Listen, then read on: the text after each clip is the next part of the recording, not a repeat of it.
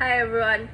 So I have this YouTube channel since 2016 and first time ko lang siyang gagamitin pang vlog ngayon. We're under a enhanced community quarantine and work from home normally yung mga employees ngayon. So I usually do a cooking demo sa Facebook Live and then the watchers are suggesting to upload it on YouTube considering I already have my YouTube channel. So I'm doing my very first cooking demo on my very first vlog. So we will be cooking homemade pork sisig. So let's do this. Okay, so this is what we need. Earlier, we have the pork. Pinalambot ko na yan. Tapos, finry ko na rin yan. Finry.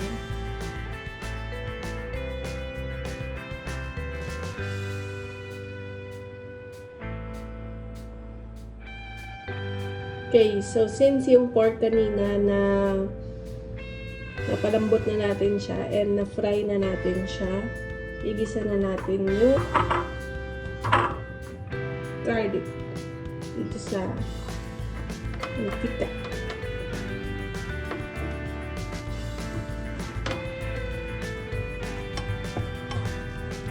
So, antayin lang natin na medyo mag-gold, kulay light brown siya. Tapos, ilagay natin. Medium heat lang para hindi agad sunog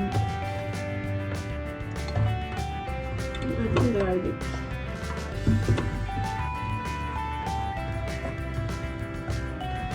So, tignan natin kung mas marami ang makakapanood nito kaysa sa ating Facebook Lives. After that, lagay natin sibuyas, onion, just 1 piece onion, cut into very small pieces.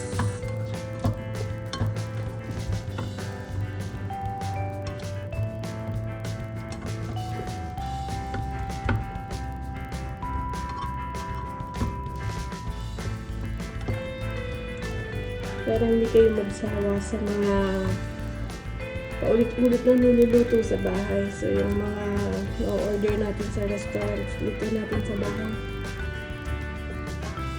Sabay tayo. Ang difference, kapag naka-live, syempre, nakakausap ko rin ng live yung mga viewers. So, kung may mga comments, suggestions, may mga chika, madali ko nasasagot. At then dito sa YouTube, syempre kailangan mo mag-comment. Diyan.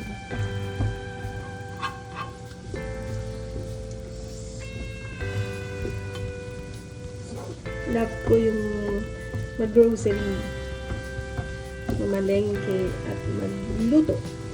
So, I'm just sharing with you yung passion ko.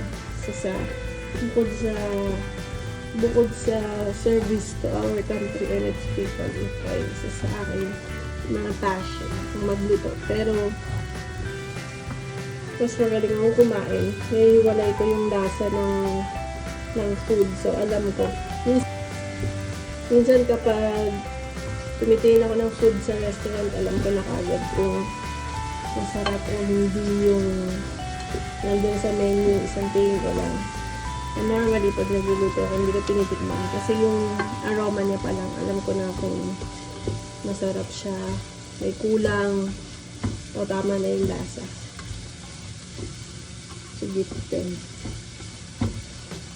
Okay. Ngayon, lagay na natin itong sili.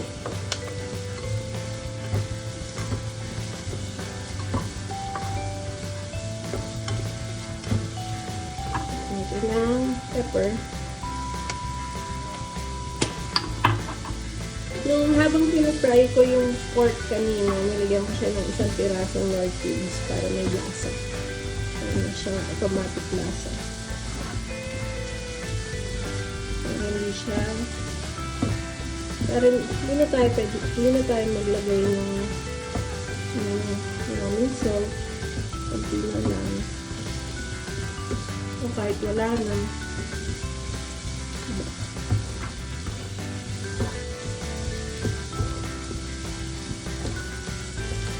So, yun na natin maigitat para makain.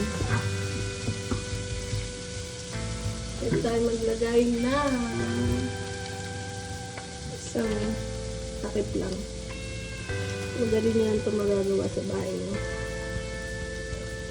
Isang takip lang na toyo.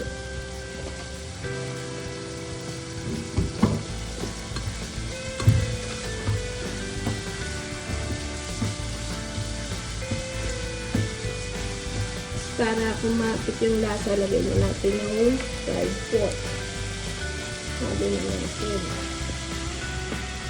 Para kumapit yung lasa niya. Bilis! Nagalit sa akin si Chef Jam. Nag-char na ito. Ayaw ni Chef Jam ng maduming kasi luma na yun. Ito bago. Linis pa ako. So, inalo na natin yung fried pork para kumapit na yung lasa ng ginisang garlic, onion, and green pepper. Mas maganda kasi yan na hinahalo na siya para kumapit yung lasa para pagkain natin, lasahan natin. Ngayon na rin ito, konting toyo. Diba?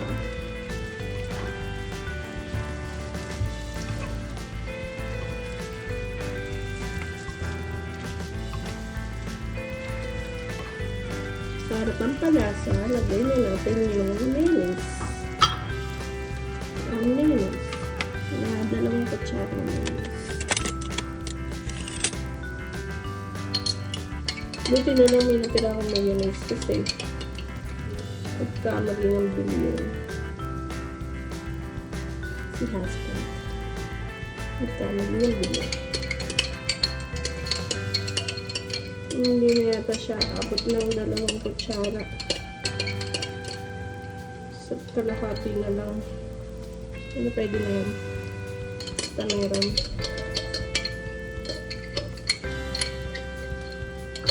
Bawin na lang tayo sa egg. Pwede natin tatlong yung egg. Para malapit pa.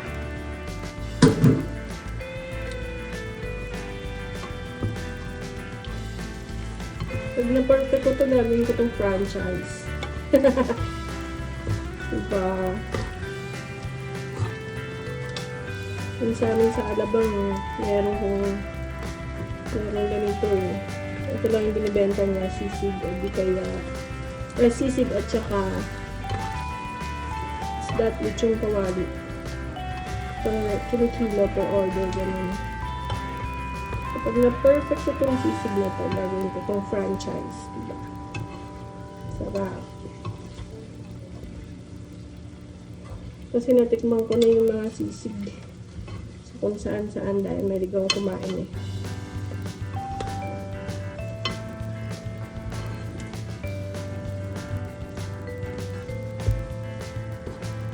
Pag nasarapan ako sa sisig na ito. Diba?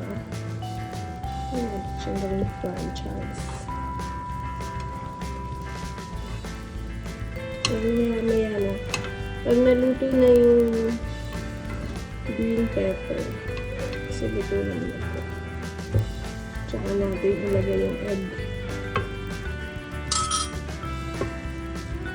Lutuin natin yung green pepper.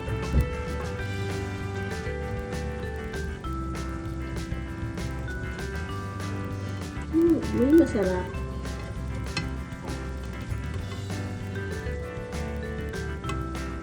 Kaya natin magluto yung green pepper na egg. Kaya natin lagay yung egg. Diba? At least, marami tayong pwedeng gawin. We'll cook together. Okay, so pwede na natin lagay yung nagawang egg. Tignan natin. Since maliit lang itong egg na ito, tignan natin later kung paghalo natin. Dapat pa ba tayo mag-add yung egg or hindi na.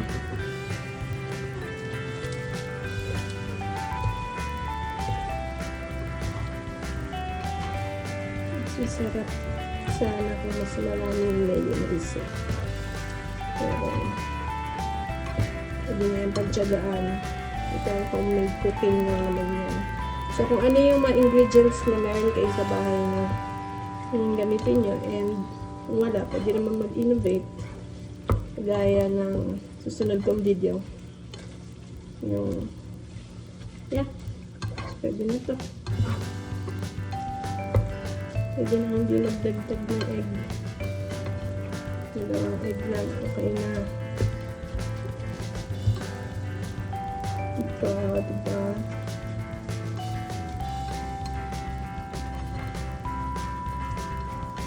Pero kung kayo, pwede nyo yung dagdagan. Pwede tatlo yung egg kung gusto nyo. So, mas malasa. This one's... Ta-da! Na